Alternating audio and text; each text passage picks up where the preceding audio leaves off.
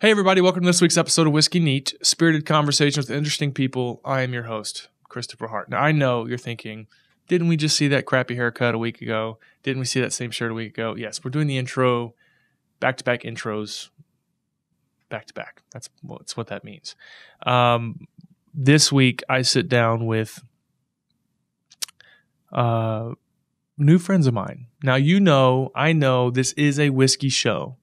But the central thought is to have drinks with those who make whiskey, those who drink whiskey, spirited conversations with interesting people, not just industry folks. Every once in a while, I'm going to do one for me. I love comedy. I love comedians. There are a couple comedians in Houston that I think are worth your attention that I recently met. Dusti Rhodes is a extremely awesome comedian. I didn't say female comedian. Here in Houston, that is, you might be seeing more of her on the show in a co-host capacity very soon. I really like her.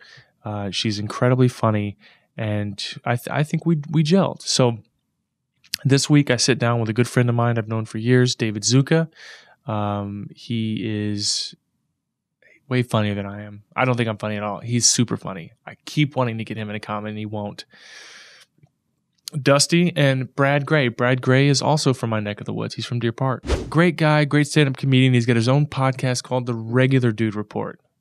And Brad and Dusti join us today to talk a little bit about what it's like doing comedy in Houston. We talk about booze. We tried something for the first time I've never opened. It's a Dusti bottle from the 70s or 60s, I forget, of Southern Comfort.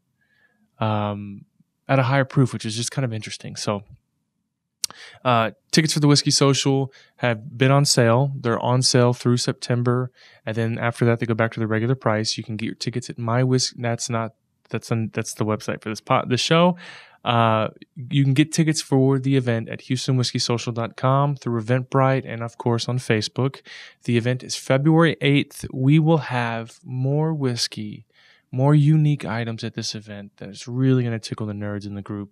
And, of course, through the camera, whoever, even if you're not in the group. I'm super, super excited about this. So, have I already read the sponsors? No? Okay. Shit. All right. Here we go. This week's show is, as always, sponsored by Terlato Distell Artisan Spirits, leader in premium artisan products like Bunnahabhain, Deanston, Ledaig, Tobermory, Bains, Black Bottle, and, of course, Scottish Leader. You can pick up the entire line at your local liquor store, or if you are a retailer, reach out to your United Wine and Spirits rep. This week's episode is also sponsored by Tomatin Highland Single Malt Scotch Whiskey. I love single malt Scotch. You know this. Taste the softer side of the Highlands with the award-winning Tomatin Single Malt Scotch. You can pick up the full line of Tomatin items at your local liquor store, or if you are a retailer, reach out to your Southern Glazers rep. Copyright 2019 Tomatin Scotch, 43 to 46% alcohol by volume, imported from Scotland by Phillips Distilling Company in Princeton, MN. Is it Minnesota? Minnesota. We'll say Minnesota. Balcones. Balcones in 2008 was nothing more than an idea driven by a passion to create something original and authentic in Texas. Focusing on ingredients and process, they breathe new life into hundreds of years of distilling traditions here in the U.S., earning them worldwide recognition for their whiskeys. You can pick up their whiskeys at your local liquor store, or if you are a retailer, reach out to Southern Glazers Wine and Spirits. Last but not least, Glass Rev Spirits. Whiskey Neat is supported by the inspired spirits at Glass Rev Imports and Amrut Distilleries. Amrut crafts one of the most award-winning Indian Single Malts to the exacting standards of Scotch. Amrut Fusion is a perfect example of what great Indian Single Malt can do, winning double gold at the Proof Awards. Amrut Single Malt Whisky is widely available across America and can be found almost everywhere in Texas. Go out and get a bottle today. Those are our sponsors for this week's episode, and without further ado, Dusti Rhodes, David Zucca, and Brad Gray. Cheers.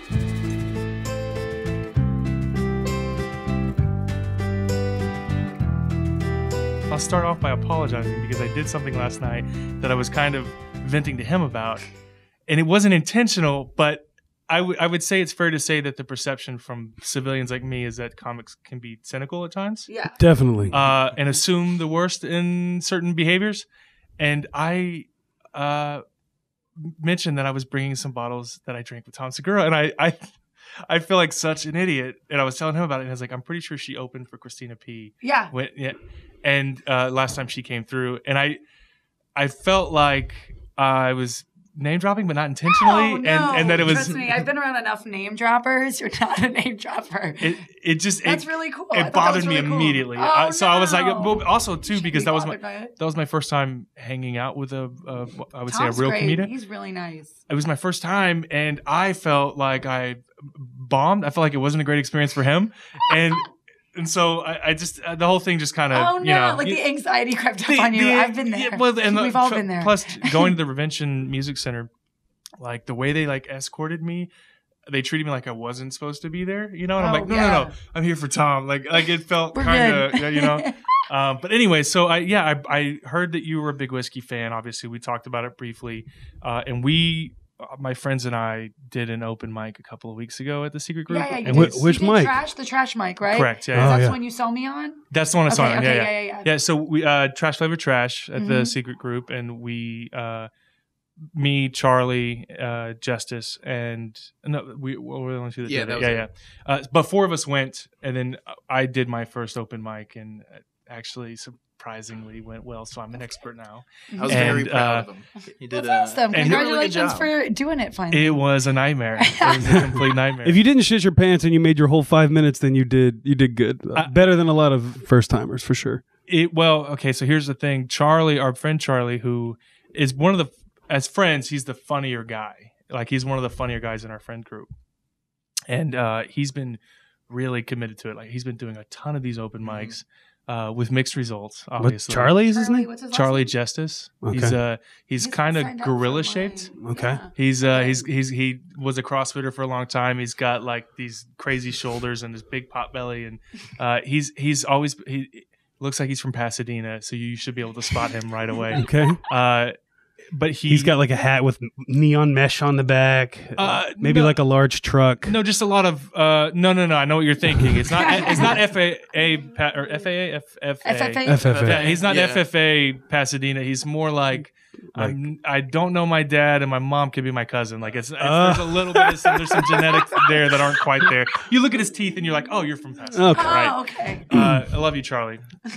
But he's been doing the stand-up thing, and he finally convinced me to do it. And I'm a dad with 4 kids, so I just told a story of something that happened at the urologist. Where 4 kids, it's about time for a vasectomy.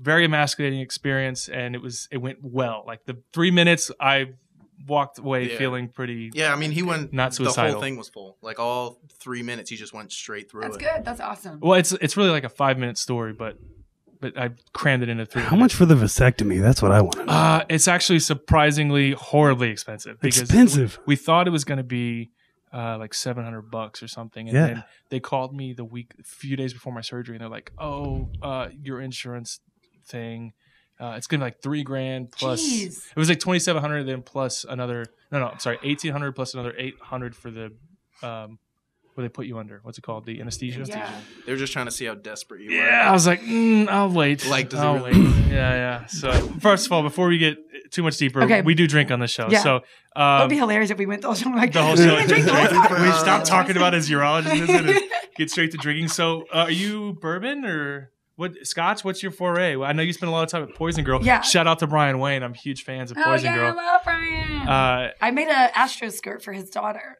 Really? Yeah, I love him. Yeah, they're great people, and I keep trying to get him on, but he's not the camera guy. Like, he's I can totally see Brian being like, no, he's not a fan. He's the quiet one. Yeah, you should have. You know who would be great? Would be Dawn and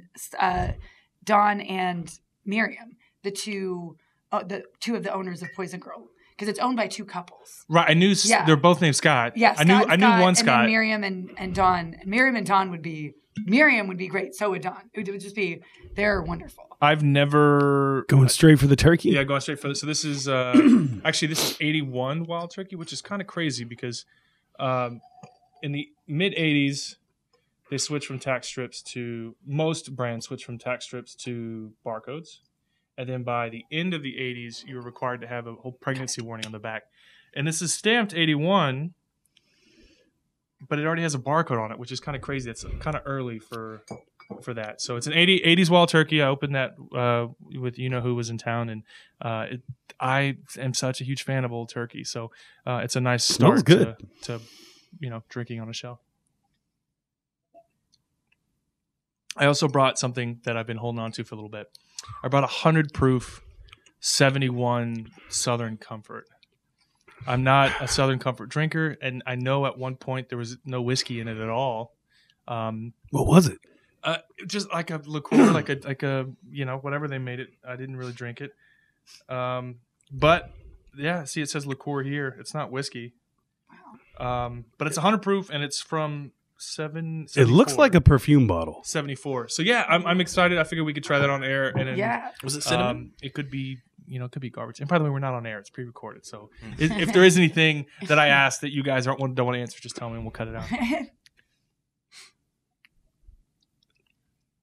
Also, you don't have to finish everything. Fred Fowler and AJ were kind of, from the Blitz, the sports guys, they took it as a challenge to finish everything. And they did it right before they did their show and had to take a nap. So it didn't go very well. But we listened to y'all's episode. I was telling them in the elevator that you have a show. Yeah, my podcast. It's called Regular Dude Report. It's pretty much Houston comics and whatever traveling comics I can get on there every weekend. Sit down and basically do this, have drinks and have a conversation. So. That's kind of the premise for the show. I originally the original idea was for us to I can't, for the sponsor's sake, I'm not going to say the goal was to finish an entire bottle in one go, but I did want to do an interview show over drinks and thought that it lowers your inhibitions. You tend to, even strangers, you can have a few drinks and all of a sudden you've got your best friends. So, and I beg every comic that comes through. Doug Benson, he was just here. I'm such a huge Doug Benson fan, and I would have loved to sit down and have drinks with him. I know that he's not much of a drinker as opposed to other things. Yeah. But you've had quite the career. Like I know at the opening of your episode, she was like, "I don't mention my credits," but you've opened for some crazy comics, and I told you I loved the bedtime series or what it was? Grown Up Story Time. So it's like a thing that they do every month at Rhodes. But I don't have a lot of my stand-up just because when students look me up and I'm just like, I don't really care because nothing I do is like, the only person that finds my comedy controversial is my mother, who still thinks I'm going to get married. She's like, don't say that about yourself, Dusty Dawn. And I'm like, it's fine. So I don't really care, but it's more so just like having the work-life balance for me is, don't look me up. But what's funny is they'll look up stuff on Grown Up Story Time. They're like, Miss Rhodes, you had chlamydia? And I'm like, did you notice that it started out by saying written by and read by? I thought the same thing. I listened to the story. I was like, I wouldn't do that. But the last story that I read is I know the woman who wrote it, and it is about her like randomly meeting this dude on Pride Night. And this whole story about like how they go back to his place and then they like have this like weird like interaction. The hot tub hookup? Yeah, the hot tub hookup. Good story. It's like she doesn't, so they hook up in this hot tub.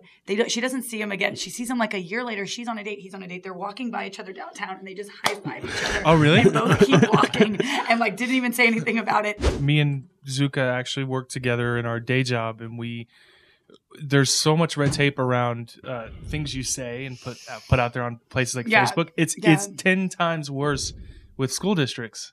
Yeah. And I work for the school district I work for is weird because it's like more conservative than of a school district in some ways, but it's more progressive in other ways. And even like when I got hired, that was like the first thing they were like, so we Googled you. And I was like, yeah. Oh, God. And I was like, it's never really come up. Is the cheesecake thing real? Yeah, exactly. They were like, just tell us. No. Also, if you have chlamydia, you can't be around children. It's just a thing. No, that's not true. But not that I would know from experience. Okay. But no, they were just like,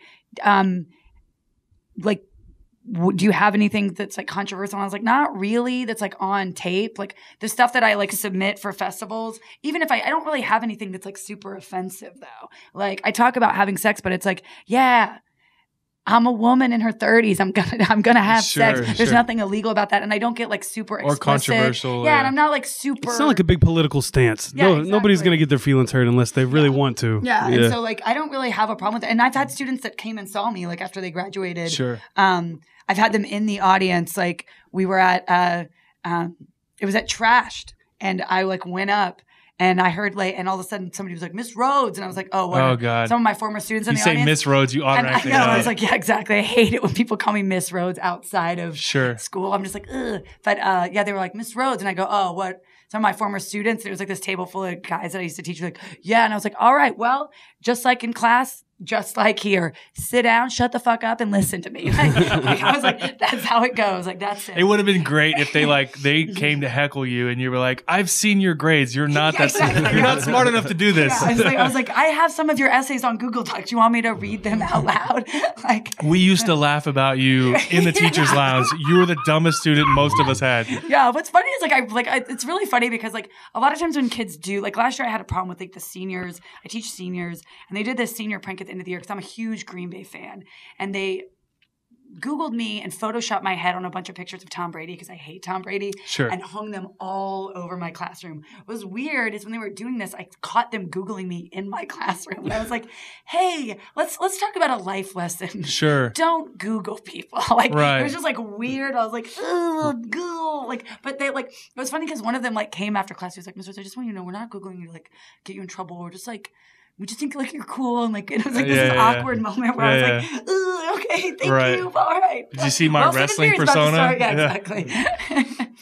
Do you ever get to try out any material on them? Well, you know what's funny is I say this all the time. It's like teaching is actually a lot like comedy in that I do the same thing 3 or 4 times a day. So essentially I'm doing the same each set. period. So right. there's times when I'll write down something that I said because I was like, oh, they thought that was funny. Solid. And then it just bombs in the next class. And like, I'm like, right? And they're just like, okay, what else are you saying? And I'm just like, Google. Like, tough crowd. Yeah, exactly. But that's the hardest part is and that's what was me being a complete novice at this, but going to an open mic and seeing, I was like the last person, seeing 18 people in front of me try out jokes, and most of them were not great. It can be soul-sucking. It's oh man, it's like I don't want to do this. Like I'm well, it's a grind too when you're new because you'll always be last. Yeah, sure. And then there's bumps too sometimes. So like, you'll. Well, I don't mind being last, but it was like the realization that your biggest fear, you're watching your biggest fear happen. You're watching all these people. Oh, it's just psyching you out more and more before you get on stage. Dude, there was this one guy who his punchline for this joke, which he kept getting heckled.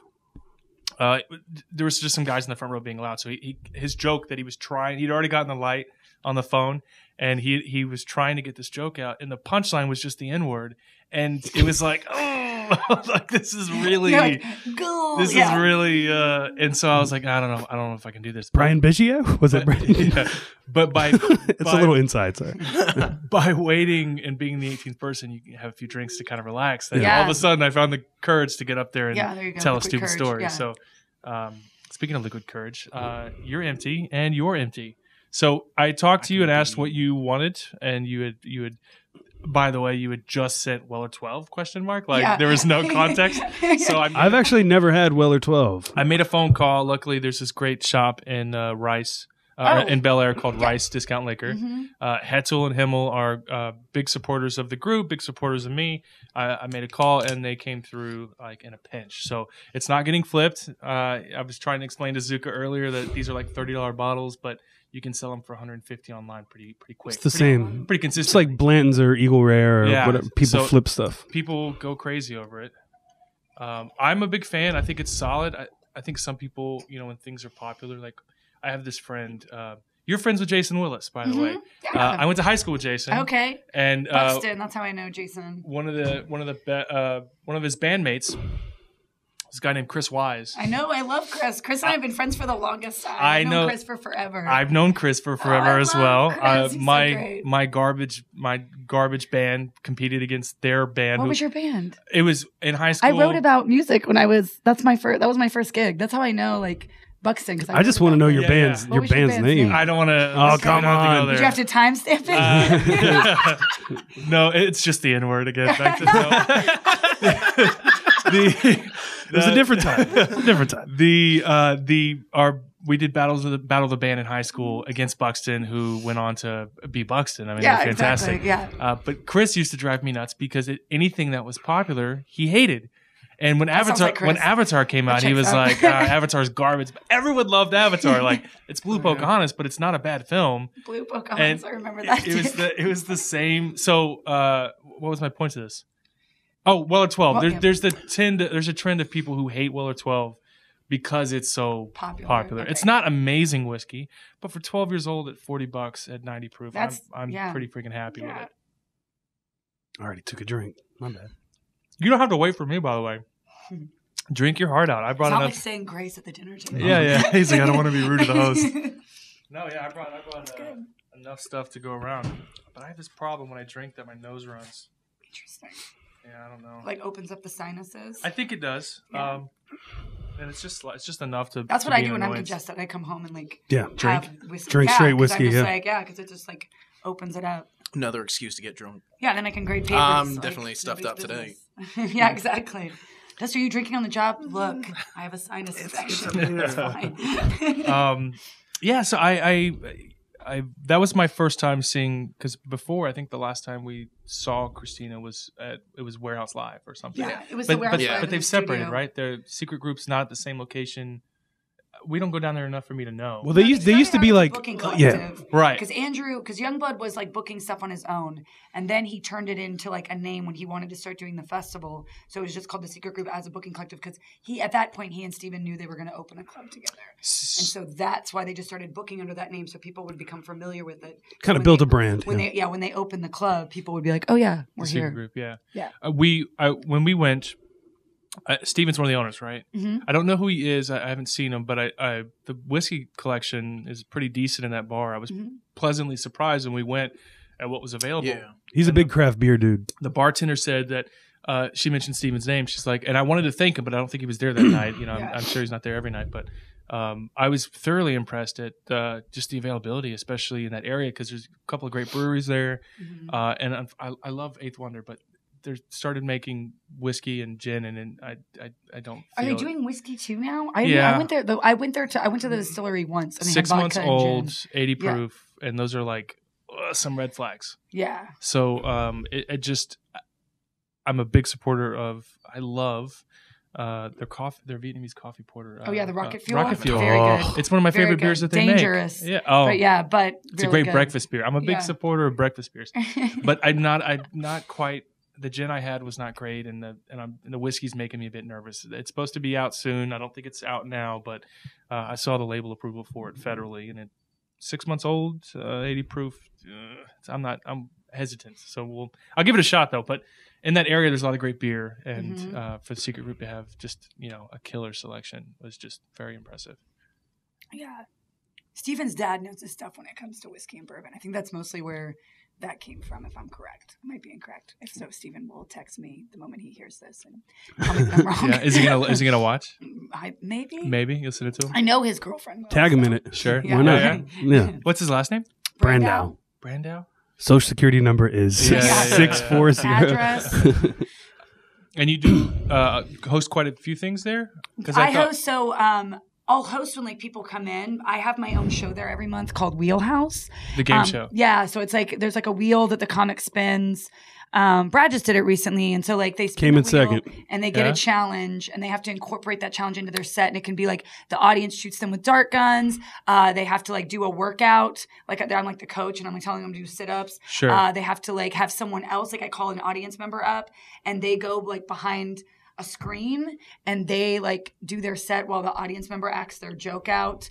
They can do their joke they have to do it in an Irish accent. Oh, Lord. Or Brad, it was on the final challenge with another comic, Jeff Joe, and they had to usually it's a woman, but this time it was a man, which was funny, but they have to brush that person's hair while they do their set. Someone volunteers to have their hair brushed the whole time. So you have to I was brushing a grown man's hair, and it was extremely distracting. But that seems like that might actually be easy, because you've got a Well, no. It's right. awkward. I made the mistake of going second, so Joe already had done all the good hair brushing jokes. Oh, sure. I had to. There's only so many of them. Yeah. There's 3 good hair brushing jokes, and after that, you're a bit hacky. Yeah. No, I feel like it would be a bit easy to have something to focus on. like sometimes people like I talk with my hands a lot. If I had someone in front of me and I was looking there, then it might be easier to tell. But jokes. you can't just straight do your jokes and act like you're not brushing this man's hair. Sure, and also like you get used to doing your material in like a like a bit, like a chunk. You do it the same way. You have your timing down and everything, and it fucks up your timing. Messes up your timing. No worries. The other one that we did was you had to watch hardcore pornography while you're doing your set. Oh yeah, that's the set he has. Yeah, and it's like a. So does someone have like a TV? She just holds her phone up. You can't show it on the TV because that's against TABC laws. So we have to I just that's hold a my phone TABC up. law I didn't know. Yeah, I have to show it to him, and he's listening to it. But even if they're not watching it, she's the most. She picked a real. Zahid and I studied. That's the most fun. Yeah. Loud woman. Zahid and I were like, we have to find the loudest woman. So we watched. Or just the weirdest thing. Yeah, it's called like Tinder Date Went Well. That's the name of the porn. Well, but yeah. I was able to work with that one a little better than the hair brushing, especially probably because I was turning visibly red listening to it. Yeah. It's just awkward it's like you're standing there watching especially it. because people know that you're doing that. That you're watching. And they were doing some acrobatic stuff that I didn't even know. People could very interesting. Yeah, it was. Just for reference, do you have it saved on your? I'm just kidding. I do actually. We're gonna watch it right now. Do the entire with it on the screen right there the entire time. Oh man, I'm a big fan of. We saw Doug Benson when he was in here. The last time he did Doug Loves Movies when he came into town, we went and saw him. We went and saw him. I may not have remembered much of it. I accidentally had a moment, but. We went out of our way to get a thing done. Were you at the show that Doug Loves Movies, or did you go to his show? I went to. So last time he came into town, not a week ago or 2 weeks ago, but as far as I know, I think he only did the game show when we went. I think he had a personal show afterwards. Was it Dale with Dan Kirk? Dale Cheeseman was there, yeah. Okay, Dale was That's how I first heard about. I think that may have been the second or third time I heard about Dale, but Dale was there. It was before I think he moved to Bob. He's in New York. Him and Bob both moved to New York. Yeah. Man, I've been trying to get every comedian we ever go to as friends to see. Bob was there. Bob was there for. He even did a few podcasts. He did Your Mom's House and. So as soon as I had a show, I was like, I would love to get Bob Biggerstaff in here. He's great, yeah. And then I was like, he moved to New York. That sucks. But all right, so this is Poison Girls Willet. Mm-hmm. I've had this bottle for a while. Thank you again, Brian. I haven't tried it. It's good. It. One of the distilleries I went to when I was in Louisville, man. That was an interesting place. You live there? No, I went to visit there. I went on a little whiskey trip. I went there. I went to Buffalo. I went to one more. I'm spilling it everywhere. But that's all right. Cheers to spill, man. How long have you been doing comedy? Both of y'all? About 3 years. Yeah? Yeah. It's funny. I had a realization because I've been doing it now for almost 8 years. But recently someone was like, I didn't realize it, but Joe, a comedian that I started the Red Years open mic with, was like, every year he'll tell me it's the anniversary of Reds. And I started doing comedy when I started Reds. And he's like, 7 years. And I was like, and it was literally not a week before that I had told someone, they were like, how long have you been doing comedy? I was like, I don't know, 4 or 5 years. And I was like, I've been doing comedy for I don't keep track of stuff. I'm the worst at anniversaries and dates. So it was just I was like, it's he said that and I was like, and then I was like, 7 years. Wow. Okay. I guess I have a lot to show for it. So it's not but I was just okay. Well, yeah. In that episode you did of his show, you mentioned Jeselnik. Yes. Oh my gosh. He's Anthony Jeselnik is so amazing simply because I remember having a conversation with him and he always brings this hilarious comic Megan Gailey to feature for him. And they were both so kind to me. And we just hung out every night. They were so nice. But one of the things Jeselnik does when he goes into any city is he's like, cause he usually brings Megan to feature for him. He'll ask for a female host. And if and they were telling me they were in some town before here. And he called the venue and he was like, I want a female host. And the owner was like, we don't have any female comics in the city. And he was like, no, you do. Find her. And that's who's going to host for me. Just because you don't know about her doesn't mean she doesn't exist. And sure enough, there was they had one. And that female comic was like, yeah, we have tons. And that's the thing. But, is that the reason why he does it, for that political reason? Well, yeah, he does it because he's women don't get enough time on stage. Sure, yeah. Michael Che, the same reason I got to open for Michael Che is they actually didn't know that he wanted a host. They thought it was just, him and then the feature that he brought, and they were in the green room, and he was like talking to Youngblood, and he was like, "Who's hosting?" And Andrew was like, "Oh, they told us you didn't want to host." He was like, "Yeah, I want to host." And Andrew's like, "Okay." And he goes, "Give me like," he was like, "Bring me like the best female comic you have right now." And I was actually going to the show anyways. So I'm like down the street at a bar with like a friend, and Andrew just starts calling me, and I was like, "Oh, what does he want?" Michael Che? Yeah, no, Andrew. He's just like calling me, and he's like, he's like, "Are you here?" And I was like, "Yeah, I'm like right up the street." And he was like, "Yeah, get here now. You're going to host for Michael Che." And I was like, and Michael Che like gets a bottle of like, I think it was like Bullet or whatever, but we bring it out on stage, and people are like doing shots on stage. He's so nice, but it's like every comedian I've ever opened for, especially those from New York, are always like super amazing to like female comedians because they just like get it. Like, and Michael Che said the same thing. He was like, he's like, "I know it's not easy for you guys." And it's just like really grateful that like. I think the Secret Group does a good job of trying to create a culture that makes it better for female comics. Yeah. Because it can be rough, especially going to open mics. Dudes are creep. You've seen how many creeps. Yeah. If you went to open mic, you saw some creeps. There's some people that were up there that weren't even making sexual jokes, or they weren't even hitting on anyone, but you could just tell that they're the worst. Yeah, that's why I'm always fortunate that whatever personality, whatever vibes I give off, just make people immediately afraid of me. Because there's a bit of an intimidation factor. Yeah. I've never had to I don't want to be a part of your act. Yeah, exactly. I've never had to deal too much with like dudes being weird towards me. Like the only time I had to deal with it was like an older comic right before he got on stage. We were at the Improv, and he was like, "Hey, is it okay if I tell everyone in the audience that we had sex?" And I was like, "No." Is it for a joke? Or? Yeah, I was like, why would that even be funny? Like, "Oh yeah, she's getting off stage, we banged." It's like, okay, is that your joke? Like, Who was it? Yeah, exactly. Yeah, but it was Michael Che, guys. Right, it was. Yeah, this old comic, Michael Che. This old comic, Michael Che is like 31. Have you heard of Louis C.K.? Yeah. He wouldn't have told me we all banged. Yeah. So like I'm thankful that like I really never had to deal with that. I had to deal with dudes like being crappy towards me, but never like I never had to deal with like dudes creeping on me. Sure. Like not comics. I've had female comics tell me that men will just walk up and straight grope them. So, Yeah. Got to protect against stuff like that. I've spent a lot of time when I was younger. My mom owned a bar and spent a lot of time in bars.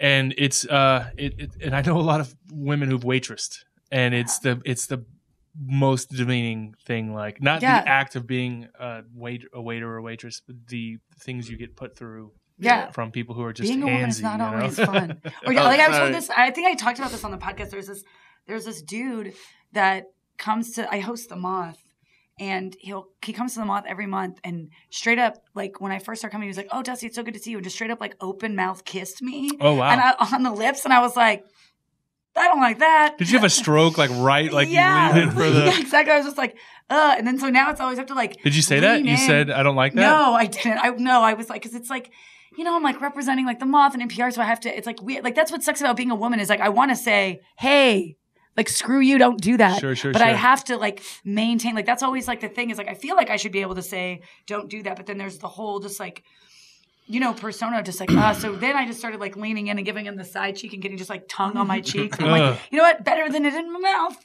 Like, I'm it's awful. processing it's one of those things that you could also double down, like be extra aggressive on him and just like make like demean him openly in front of everybody. What if I just grope your crotch? Is that cool? What's up, guy? Maybe that's exactly play. Like he's like an overweight man. He's like, "What's up, buddy?" Nice so good to bro. see. Exactly. Just give him, let's rip his shirt open and give him a Zerber. It's like, I don't like this anymore. I don't know if you can say tits on the radio, so I'm just going to hit that just in case. Twice. And there you go. I mean, it seems like the space attracts a certain person. Oh, because that's comedy. That's why I tell people don't meet people in bars. If that's where you met people, it doesn't mean that everyone that goes to bars is bad, but when all you ever date are guys in bars and it never works out, that's saying something. You're gonna get a certain point of the spectrum. For those of you who, I felt like that was about me, so I looked directly at the camera. Is it about you? Do you only date? No, I just spend a lot of time in bars. Oh yeah, well, so do I. I mean, this is not. I do a bit more beyond this. The exceptions. obviously. Yeah, we're the good guys. Yeah, I mean, yeah. listen, I'm all about class. I didn't meet my wife in a bar. I met her on MySpace. Okay, this is before the dating social apps. bar. That's where, and she hates it when I tell people that. But we met through mutual friends, but we started talking on MySpace. Yeah. By the way, she stood me up the first like 3 times we dated. Really? We had plans to meet, and she stood me up to go hang out with another guy. So when she stood you up, here's my question: Did she stand you up and then reschedule? Like, hey, I can't hang out tonight. Kept saying, Here's "Oh, I'm another not going to time." make it." Or she was like, and then she would just like hit you up later on. No, I would. You hit were her really up. persistent. I wouldn't let it go. Yeah, and it worked out. I was the creep that open mouth kissed her when we just met. You didn't repeatedly message her for a year, like I've experienced. So, It was quite a bit of time. but did she respond? Like 10 She months. finally did, Okay. and we finally Man. and dude, and then he got her pregnant. I have a joke now about it's a true story about a guy that I went on a date with that for the past year has been messaging me on Facebook. He's still messaging you. Yeah. Last And one are you was- responding? No, I've responding at never all? responded. No. And he's still messaging you. Oh no. Yeah. Watch her pull it up, and it's I- someone I know intimately. Like, oh, dude, don't be I that know guy. that guy. No. We're best friends. His name's Kyle because of course it is. But yeah, this is like the whole year of text Monster messages Holy Energy drinks cow. galore. without me responding to Are him. you- And I just read them on stage. I don't Sure. get What's that funny mindset is like at all. I do that. I do think, but yeah, You I should do be like, that. hey, I It's thought funny- about you what's funny is tonight. exactly. Like, I tell that joke on stage, and what's funny is I did that joke recently, and I got off stage, and there was a guy who was like, "I found your joke really offensive," and I was like, "Why'd you find it offensive?" And he was like, "You were reading my text messages on stage," and I was like, "No, that's not you, but." Do you realize you just confused yourself with a person who would do that? Like, buddy. And you didn't like it. You didn't learn from Yeah, it. you Yeah, might want to exactly. might Like, examine our behavior. Like, I Yeah, just yeah, yeah. made fun of you on stage, and you thought the best solution was to come and tell me it was you, and it's not. Like that's Hey, listen, I heard you talking about that jerk. I'm that jerk. yeah. How long is the bit? It's like a 4 minute. It's like 3 or 4 minutes. I love the idea that for 3 or 4 minutes he was just sitting there so sad, yeah. like so miserable. Like, holy He's shit! like, wait, is she Everybody's talking about me? laughing at Because me. that's what he thought. Like, is she talking about me? Is she talking about me? And then I start reading the whole text time. message. She's like, this is me. But I'm like, wouldn't you get out your phone and look at the messages you sent to compare notes? Oh, good. That's Kyle. should, I'm like- Kyler. It's different. Oh, It's yeah, different. that's so funny. Kyler with a hard R. I would just. I mean, I'm safe. like, oh, that guy said hello. I said hey. Like 2 weeks ago, she must be talking about me. It's I don't really that would horrify me. But I didn't harass. For the record, I didn't harass my wife. She might say otherwise, but I'm saying. When we Why don't we call her? when we finally did meet, it was instant for both of us. Like we both hit it off so well. Oh, so she had never actually even like met you. In No. It was all online messages to each other. A lot of like left on red, waiting to. This is back because we're the generation. You can't check it all the time. You can't check your phone all the time. So it's like, But we're the generation that first experienced left on red, right? Like Yeah, they see the message. Yeah. I know you see the message. I know you read it. Freaking say something. And then finally, when we finally met up, we hit it off. And then I kind of secretly for years was like, yeah, you almost missed out. Like Just keep reminding you her. almost missed out on all this greatness. But man. this year we That should have been in your wedding vows. we're In your I want to say face. for the record, you In almost your missed face. out. almost 14 years. So it's been and been 4 kids. 4 kids. Yeah. Awesome.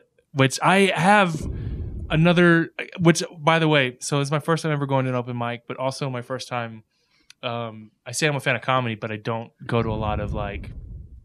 I never heard of Favorite Trash until Charlie told us about it, and so I don't do a lot of like the local thing until I experienced it.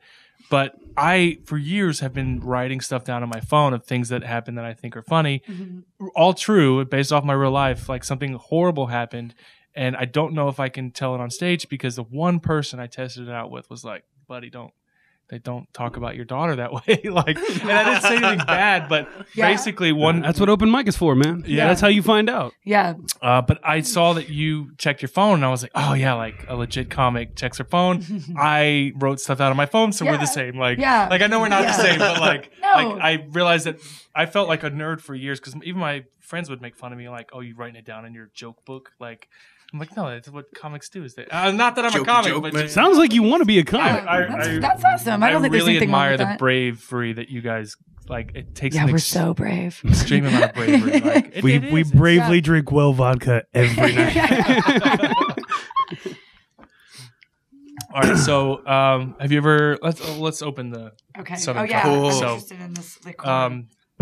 Yeah, so I bought this at auction, and it's kind of like That's what I was going to ask. Like, where you get this? How are you legally allowed to resell liquor? You're Okay. not. Okay. You're just no. You're just collecting the bottle, So what and happens? it happens to have something inside of it. So no. So what happens? I have this bottle of vodka at my house that I've had forever because the bottle is shaped like Elvis Presley. And Yeah. it was like And it it's was a my vodka? aunt's. Yeah, I've never even opened it. It's still in the box, even though the box has been opened a number of times. But yeah, just sitting in my house, and I'm always like, I don't know. Just, Wonder if it's worth anything. yeah, probably not. Not but vodka. No, the vodka's No. definitely not any good. But I'm just like, Even old vintage Scotch has a hard time depending Really? on the now stuff that's like barrel aged 30, 40 years. Mhm. That was bottled 20, 30 years ago. That's got value.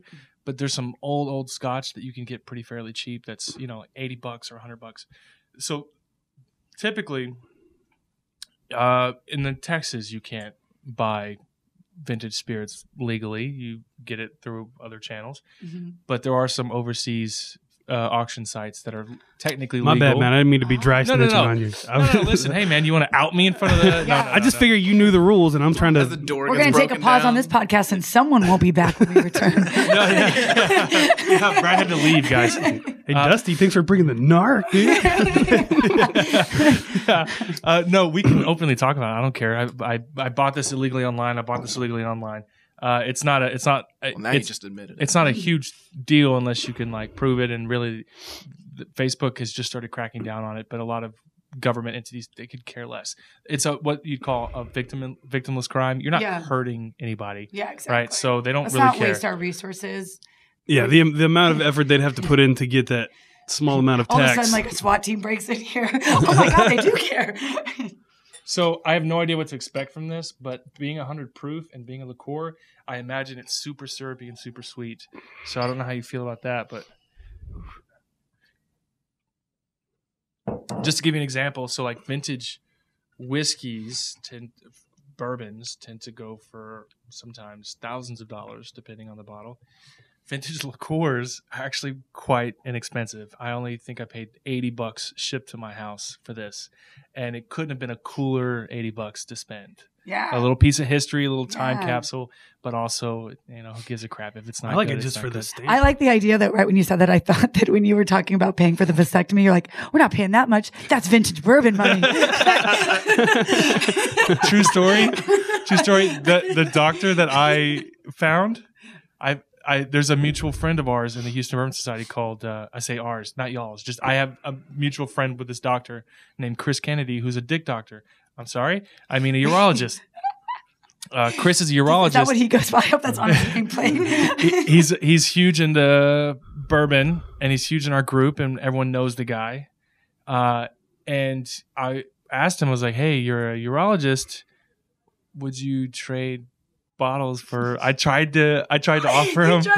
I tried. Also, I think he prefers Richard Doctor. I tried to offer bourbon in exchange for a vasectomy, and he's like, "No, but I can recommend a guy." And I was like, "All right, well, that's fine." Wait, I'll did you- pay for it. Can Did I you drink end the up- bourbon during your vasectomy? Definitely not, sir. Definitely. I can afford it. I just thought it would be a great story Yeah, that yeah. I traded vintage bourbon for a vasectomy. You should just lie and tell that on stage. This was Ooh, it smells interesting. interesting. Exactly. It doesn't taste bad, but it doesn't taste super good.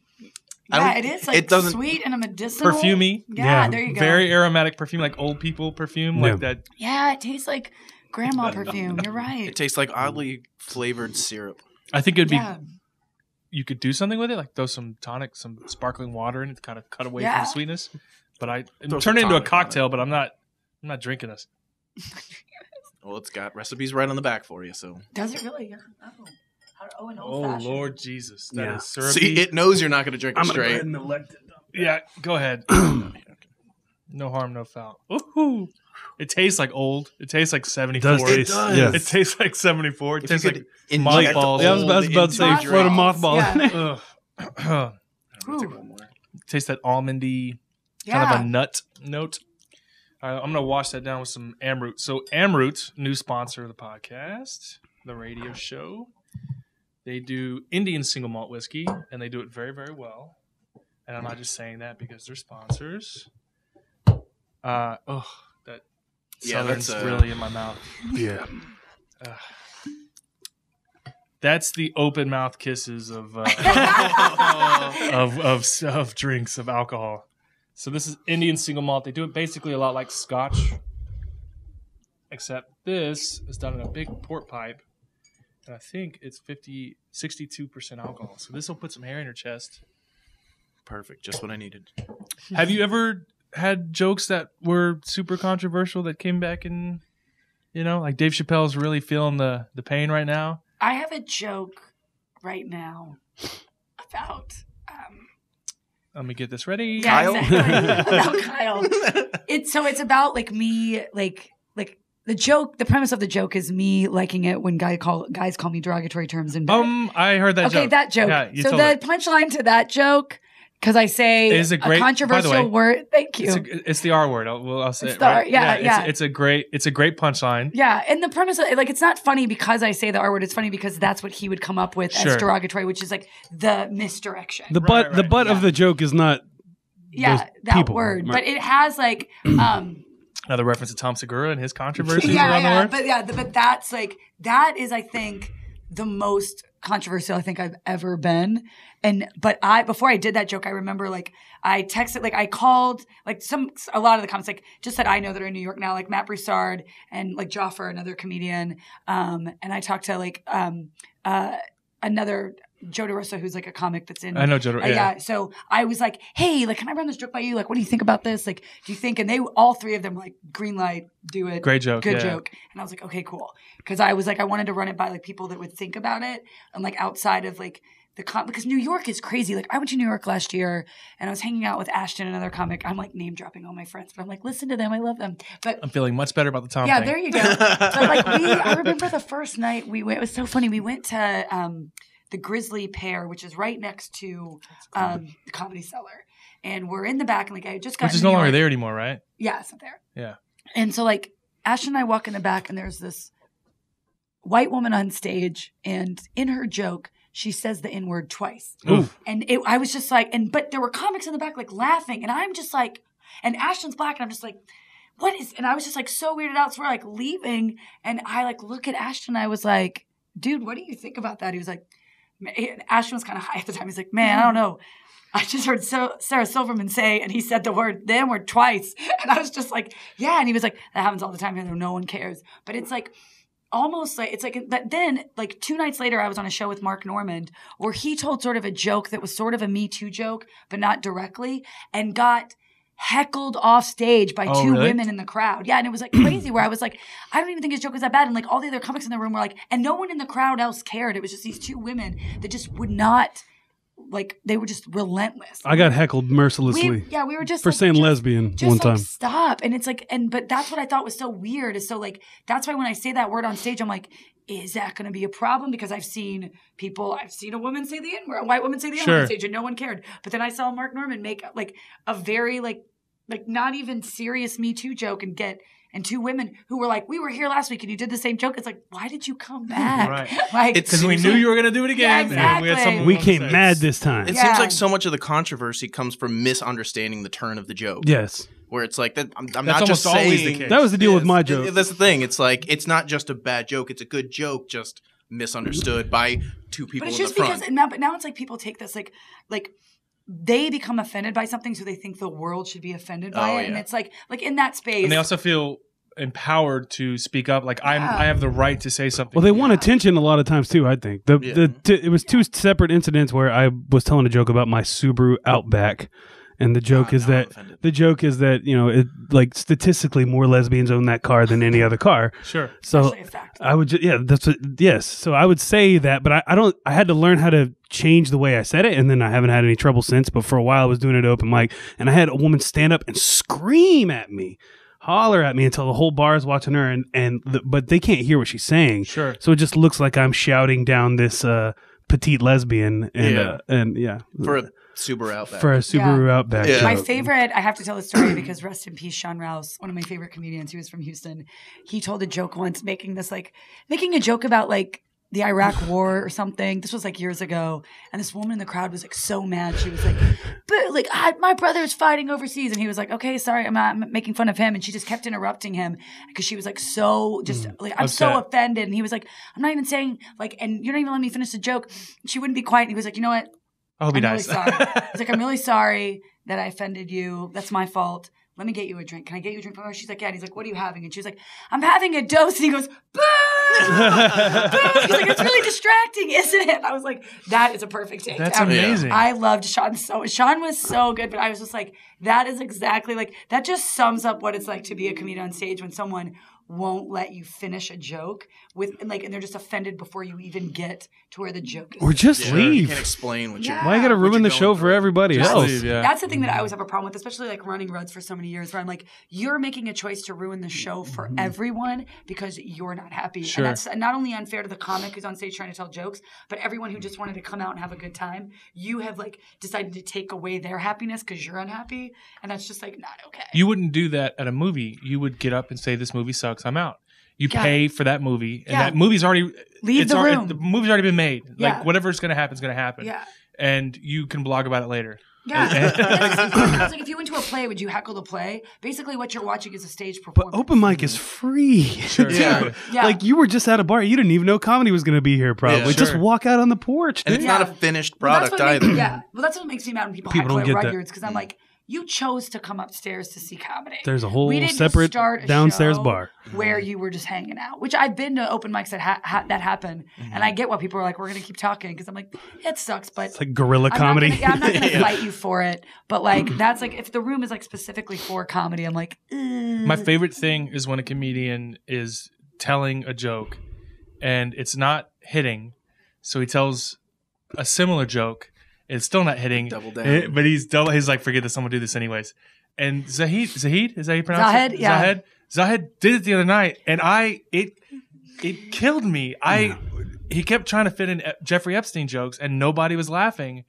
And he was like, I don't care. yeah. And then he Zahed ended has with a reached this Spielberg point in his life where joke. he's like, he's just like mad at the audience and he's going to let them know. But he does it It's very so Bill Burr of him. well. Yeah. He's a huge Bill Burr fan. But he does it so well that it's like like I've seen him at Rudyard's where I'm just like, it's my room. Like, come on, guy. Why are you doing this? Some But people then- cower. He takes two But grenades yeah. and just I charge. really like everybody's that. going He's one of my down with favorites. me. Comes out on the up end because of it. Because like it's actually like it's really well crafted sometimes. And it's just like really great. Like he was at an open mic recently. He said my favorite thing I've heard in a while. Where this woman, there was like 3 people left in the crowd because he showed up like really late to the mic. He was like, "Can you put me up?" I was like, "Of course." So he's doing comedy. And there's 3 people not leaving, not laughing at him. And he looks at one of the women in the crowd and he goes, "Hey, you like comedy? You like open mics? You come out, you like it? You like comedy?" And she goes, "Yeah." And he goes, "Could you tell your face that?" I was like, dude's on here. Like, I like died. I think I dropped a glass. It was just so funny. I love that lean in. He had the audience. He had one time he was at Rudyard's and the audience wasn't doing anything. So he made them clap for all 5 minutes of his set. All he did was keep them clapping. He was like, here we for go. 5 minutes. He was like, don't stop. Don't stop. And I was just like, he's not going to do this for all 5 minutes. He did it. They lit him. He's like, all right, we got one more minute. We just got the light. And I was just like, oh my God, you're amazing. I love Zion. I think he's so great. It's amazing the control. I think sometimes people forget that the person you're watching has complete control of the situation. And when you You're supposed to. You're supposed to. Yeah. You're supposed to. But It's knowing how to wield that control that really like that's when you appreciate who they are. Yeah, and that's who you separate like the newbies from the people who know what they're doing. Sure. Yeah. And the famous Bill Burr thing where he Burr was in at that. Philadelphia. Yeah. Where he was like, I got 45 minutes of this. I'm gonna keep going. You guys suck. Your sports team Rocky suck. I hope you guys sucks. die. Yeah. Like you remind them like this is my show. Like you're here for me. So Yeah. I 7 minutes. we often do this show with with whiskey brands and this and that. But I have thoroughly loved getting any comedian that I love. Obviously, I grew up on Ari Spears. He's definitely ripened with age. He's very politically opinionated, and but just getting comics in here, especially local comics. I mean, Ralphie May was a Houston comic. Right. Yeah, I got to interview him before he died. I did a story for the Houston Press about like the local comedy scene. Sure. This was like years ago, in like 2006 or 7. and I got to interview him. He was I'm really not a great. one-upper, Yeah. but his sister delivered my last 2 kids. Really? And I didn't know Wow. that they were related, although I should have seen it coming. They look very similar. Oh, wow. And Camellia, her name's Camellia May, never clicked. Never. Well, and that's then, just like it's. And then when he passed, she posted about it, and my brain broke. I was like, "Are you kidding me?" I actually, so the joke that I really want to tell on stage was something that really happened. We put cameras up at the house, and one of them is in the garage, and I work night shift. I work in aviation. We saw a lot of us have day jobs, right? And at like 2:00 in the morning, working night shift, I get a notification that someone's in the garage. So one of my biggest fears as a dad is like home invasions. Like, what if I'm at work and something happens? So I pull up the cameras, and I see my wife in a towel. It's like 2:00 in the morning. She must have taken a late bath. We have kids, so maybe she couldn't get to it during the day. So I use the camera to start flirting with my wife, thinking this will be fun. And I make a comment I probably shouldn't have in retrospect. Wait, is there a microphone on the camera so she can hear you? Yeah, Ring. So you can, with Ring cameras, you can pull up and talk through them. Wow. And she stands up and turns around, and it's my 13-year-old daughter in a towel. You said something suggestive to her. That's great. That sucks. That sucks, but that's a great joke. I was horrified. Yeah. And Ring saves alerts. So like when the camera, so the video is saved, and I deleted the video. My daughter goes, all evidence, get it out of there. My 13-year-old daughter, she's in junior high, but from a distance at 3:00 in the morning, from afar, she's in a towel getting something out of the dryer. I assumed it was my wife because I didn't. Why is my daughter up that late? Yeah. So it was horrifying. My wife, though, within 2 minutes had called me, and as soon as I answered, I couldn't get a word in edgewise. She was cackling through the phone. My wife thought it was the funniest thing, and I was like, "This is a great story to tell on stage." That is funny. The one other dad I told it to was like, "Buddy, don't tell that story on stage. You're going hard disagree." Dads and their daughters, right. They're like, yeah, I was that's so funny. I thought it was fantastic. It's always one of those things of doing it right. Yeah. I guess the right it's context. How you play it. Like, hey, how you frame it is like hitting on. But somebody. I feel like you approach it, even telling us the story now. You approach it with so much humility that's what makes it funny. Mm-hmm. Like that's what's funny about it is you're not proud about it. You're just making yourself the butt of the joke. Yeah. That's what led to the vasectomy phone call. Like I was like, that's it. I don't want to risk doing this ever again. I'm done. So no more 13-year-olds in this house with towels. We have that's funny. It was a horrifying reckoning. Oh wow! Was your plan in the joke to say what you said to her? Yeah. Okay, to say what I said. It wasn't that bad. Yeah, exactly. But it was definitely, I think that's definitely something you don't want to say to your 13-year-old. Yeah, it's something you don't want to say to your 13-year-old. Yeah, especially on the radio. So I'm just gonna. Yeah, that's funny though. I like it. I say try it. My wife thought it was funny. All of our family members, because it is funny. Lots of horrifying dad things happen to me, and so the women in the family get a big kick out of it. I think, and I'm wondering if I find it so funny because it also just kind of follows on the tail of how you and your wife met, which is you messaging her for years. So like those two things coupled together really like sells it. Where I'm like, so you're watching your wife on camera? Okay, not creepy at all. Oh, turned out to be your daughter. Wow, there you go. I thought it was I'm a good guy. I'm not a bad guy. I'm not creepy. That's what every creepy person. You haven't has. replied to my text. Yeah.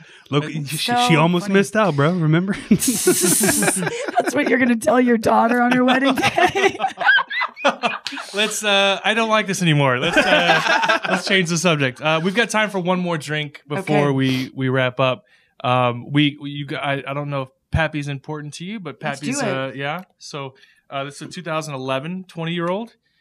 So it's spent some time in the bottle.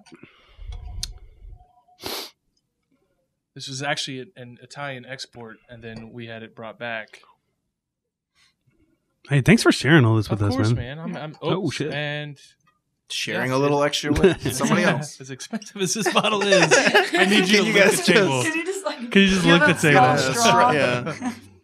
Yeah. I didn't pour any for myself. I actually. Sorry, you missed out. Yeah. That's just how the game works. I'm gonna open this to my 21-year-old. So I opened this at an event recently. 21-year-old Scotch. I'm not going to complain about. There we go. That's good. Oh, that's nice. Yeah, and the prices for them now are just ridiculous. So I'm. That's another one you have to get at auction. Or Well, no, wait, that's not as old. So Yeah, so the stuff that gets released every year now is all made at Buffalo Trace. That still, I think, had some Aldstitzer Weller juice in it back in 2011. I think the last year of it was 2012. But the price is, I'll tell you off air. Yeah. Substantial. Is it vasectomy pricing? He just sends Facebook without the messages anesthesia, to the distillers and trust me, it until felt like they there was send no him anesthesia something. for the way I felt after Hey, Buffalo Trace, you up? raping. Hey, say hi to me. Send me something. Message them on their Facebook. Why don't you guys respond? I support you. I've been messaging for years and you haven't responded. My goal is that it'll Please, work I out just want to eventually. taste. Yeah. They'll respond eventually. Dude, Harlan Wheatley's probably doing stand-up comedy somewhere, reading my messages on stage. Is it universal across the comic scene that you guys are in support of? If it's on stage, it's okay. If it's meant to be a joke, it's okay. Or is there that? I always want to ask that question because, like, Dave Chappelle's new special. I haven't seen it yet. I don't know what the controversy is about. It dropped on It my is birthday, good. Yeah. and I woke up. I had 2 meetings I was supposed to go to, and I was like, I'm not going to these meetings. I'm watching Don't admit this that. special.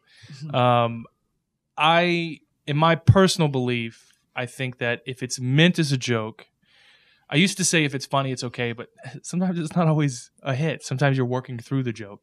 And in my opinion, if it's meant as a joke, it's okay. Like your R-word thing, Yeah. I think is a perfect joke. Thank you. Very funny. It is the reason I messaged you. I was like, this is funny. And your name sounded so familiar. And then, of course, we talked, and he was like, I think she opened for Christina P. I was like, oh, my God, like, she would be perfect on the show. Let's have drinks with Dusty. Is your belief that if it's mental, I think there's a whole wave there of a people line? who are way more serious about policing it, but I don't know. It depends on who's running the show. That's who I would be worried about policing. Who's paying you or whose show it is. But I also think like Open mic is more. Jesselnick had said something once about, especially like Jesselnick, about like how it, like, if it is not easy to write a good offensive joke. Yeah, because he jokes about Exactly. everything. And I think like that's the thing is like if it's well written and thought about, yes. But like I think like that's where people tend to like and especially when like I've had to deal with this like running an open mic where comics will get on stage and say like stuff that's like really offensive and it's not funny, and that's my problem with it. I'm like, that's not a joke. You're like your Shock value. punchline is whatever would surprise them, and that's why it's like it's just offensive and awful. Yeah. Whereas like you can write about something that's like controversial and tell a joke, and it's funny because like that's what the joke is. Sure. And that's where I think it's like it's really like for me, it's not like a one-off of is it on stage, it's okay. It's like how well was the joke written? Sure. Does it seem like the joke was thought about? intentions or behind is the it just like joke a and- throw off where you didn't really think about this and you're just being lazy? That's always the problem. I've always had like rules, for off stage as well. Like a bad joke's just a bad joke. Yeah. And to know your audience. Yeah. Because it's one of those things where so many things can be joked about. It's just, but people don't do it well all the time. Yeah. Because Gilbert Gottfried had his 9/11 joke. Yeah. The next day He did the And tsunami then- joke too that cost him Yeah. millions. And then Yeah. there was, like when we went to the open mic, I think 75% of the comedians End of the line. just shoved in like school Shock value. shootings. Yeah. Just like there was no Yeah. joke. They just said the words school yeah. shootings and expected some kind of raw reaction. Yeah. When it's like there's no joke there. You're just trying to Sure. pull something out of the of Yeah. the audience. I have a whole school shooter joke about doing school shooter drills in my school. Mhm. And I stopped, and I tried to bring it back recently, but it's really like, because the joke is like, not like just the school shooting thing. It's about like my own mind when we're going through this and what it's like. Yeah. But it's also like just knowing the temperature. And like, I tried it at an open mic and it went okay a couple times. Then yet another school shooting happened. And I was like, Mhm. gotta pull this back, can't do this. Yeah. Because it's like, realizing it's like when something can be funny, but it's also like, the joke for me is like, I live through this every day of my life. That's why I make a joke about it. So for you to be like, that's offensive, I'm like, yeah, imagine that's your life. Imagine you have to leave your classroom door locked every day because if an active shooter comes, you don't want to be out locking your door and get shot. I'm like, I enter my classroom every day and have to lock my door, which is a reminder to me that I am not safe. And I was like, so I'm going to make a joke about it because that's how I like process this. But I've had people that are just like, ugh. And I'm like, okay, you know what? I'm just not going to make that joke anymore. I'm just not going to do it. I'm going to scrap it. But that's the same thing. Like in Rudyard's, I'm in the heart of Montrose with my open mic. And I'll have dudes come up on stage and just repeatedly say the F word. Like, you know, the derogatory term for gay people. And I'm just like, that word. Know where you are. Yeah. You know what I mean? Like, like just know, like you're not dropping it in a way. It's not going to go well for you. You're trying to get laughs. You know you're trying to get laughs, right? And I'm just like, look, like, no, like, get the temperature of the room. Like, do you know, like, they don't though. Yeah, exactly. But they're like, idiots. That's what I'm saying is like knowing like what's the reason for your joke. Like I remember when I started comedy my first year, and I was like, and I had been watching comedy for years and writing about it before I became a comedian.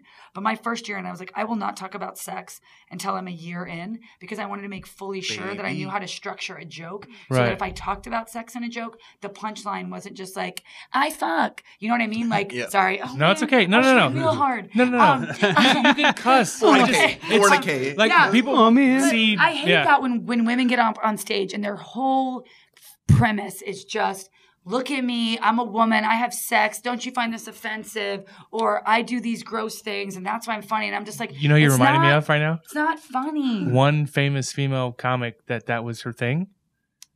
But she was like... Do you know what I'm talking about? Yeah, but I feel like she was even Lisa Lampanelli. Yeah, but Lisa was also like... I would say Lampanelli also like... That was like her thing to also just like... to take digs at people. Sure. But at least she embraced it. So it's like Zahid embracing the I'm mad at you thing so much that it becomes a part of the set and it's not... She wasn't being lazy with it. Mm-hmm. There's tons of like... That's the thing that I hate is like... I want to put up as many female comedians as I can. Sure. Because when I started, I was it. But it's like the one thing I hate is when I see a woman get up on stage and just her whole joke is just, let me talk about what I look like physically because you think that's funny. Let me talk about my sex life because it's just controversial that I'm talking about the weird stuff I'm into. And I'm like, that's not funny. Man. You're just like... Be funny. It's the steps I think I have to take. Yeah, just make a joke. But dudes do it too. I'm not saying that women do. Dudes do it on the other end of where they're just like, oh yeah, I'm going to talk. Like, it's like whenever dudes get up and tell lazy jokes about women. And I'm like, really? We're still doing women material? Yeah. Like in the kitchen. And I'm like, we're still doing that? Well, that's happening? Okay. Right now, I mean, especially with the internet, it's one of those things where so many jokes are already out there, you know, on Twitter, and then somebody will come on stage, it seems like, and then say the joke as though it's their own, when it's like, oh, I've read this tweet 14 times already. This is the 15th time I had to tell a heard comic this. once where I was like, I can't put you up anymore because all your jokes came from Reddit. And they were like, no, me and my brother wrote these jokes together. I was like, well, you wrote them off of what you found out from Reddit and like showed them my you had phone to like confront where I was like, we like, cause it was another comedian and I were sitting in the back, like looking up the jokes. Cause I was like, I've heard this before. He's like, yeah, I think I saw this on Reddit. Mm-hmm. And literally we pulled the joke up on Reddit and she came off stage and I was like, your jokes are from Reddit. Like, I'm sorry. Like, write jokes and I'll put you up. Yeah. Sure. But I can't let you just do Reddit material. He's reading memes from the fat Jewish, like just like, exactly. double recycled. Showing his phone to everyone in the crowd. I was just reading Look at something this thing that I found. Isn't it hilarious? Somebody was just bombing. You guys heard about Chick-fil-A's new sandwich? Exactly. I mean, it's stuff like that. Like I think somebody just bombed on something. I was reading an article and they were just doing like the same kind of hack safe space thing. It's like I've heard so many of these jokes before, but that's what is supposed to be joked about right now, or something like that, where they come out on stage. I'm going to do topical. Yeah, exactly. Topical. So what's up with Subway? This is what they're expecting. When comedians tell jokes that are like hack because it's like the thing of the week that everybody's talking about. Sure. And it doesn't that almost like, makes you want to avoid soon? it. I'm like, no, too unfunny. Yeah. Like that's why people didn't laugh at it. But it's like I hate it when they use that as an excuse. Like, oh, you're not ready to hear my great controversial material. I'm like, no, it's not funny. That's why no one's laughing. Right. I mean, it's there's this like thing where you almost have to avoid, and I hate to compare it to the bourbon, but like anytime there's a news in the bourbon world, especially in that group in HBS, we'll have the same post posted 40 times in the group. You guys hear about the collapse at the warehouse? Like, yeah, we heard about it. The first time. Scroll down, idiot. Yeah. And we have to get to the point where I admin Tom and Christina's group, the Your Mom's House podcast group, which is He's an admin. complete nightmare. Yeah. 23,000 people, which it used to be like closer to 30. Yeah. But we ended up having to turn on post approval because every reference in the podcast, it ruined the podcast for you. And it wasn't just you. It ruined it for Jacob. And I mean, I love him so much. And I just, we have a group I had to chat leave the called group. The Mommies. It's a reference to being a fan of the Tom and Christina's podcast. But there's this thing that happens that when something comes out, everyone is thinking of funny things. Like, avoid it. People recognize it's getting laughs. Sure. So they're trying to milk it for everything they can get. I mean, there's that's called open mic. Exactly. It really is. That's what we were talking about with the school shootings. Yeah. Like, it was just like everybody went up and said the same thing without an actual premise. Like also, did you watch any of the comics before you? Yeah, that's the thing. But it's like, and that's they still what want to tell the same I joke. remember making a post once. Something I don't remember what happened. Maybe it was the Michael Jackson thing. But I remember posting where I was like, oh, the best thing about running an open mic is hearing everyone's hack joke about Michael Jackson. Like, I just knew it was coming where I was like, ugh, this is going to be my whole night. Where it's like, I haven't heard new Trump material that was even worth, even if it was a new material. Yeah. Like, it's to the point that it's so saturated you can't write Trump Saturation material. What do is you a real You call him orange, you make fun of his dumb exactly. hair. Yeah. Like, it's the same thing every time. I'll be honest, I laughed at Chappelle's jokes about, he had recent Michael Jackson jokes. yeah. He was talking about the two jokes. documentaries that came out. He goes, the whole premise was that Dave Chappelle can't do anything without it being a controversy. And his like, it happens for anyone. Look at Michael Jackson. That dude's been dead for 10 years. Yeah. And people are still accusing it. It's got two new cases. Yeah. Like, so I still, it may just be like a bias I have for someone that's so relaxed on stage. I laughed at Chappelle's jokes, but I haven't heard any other. What's the female comic that made fun of that rapper that died and everybody just went off on her, but it was mostly his fans? Where I'm just like, that was a perfect joke. It was funny and like get over it. Like, I'm sorry that much. she made a good, like, exactly. That's why you were so offended by it, because it was funny. Yeah. But like, really, let's look at the people who were offended by this.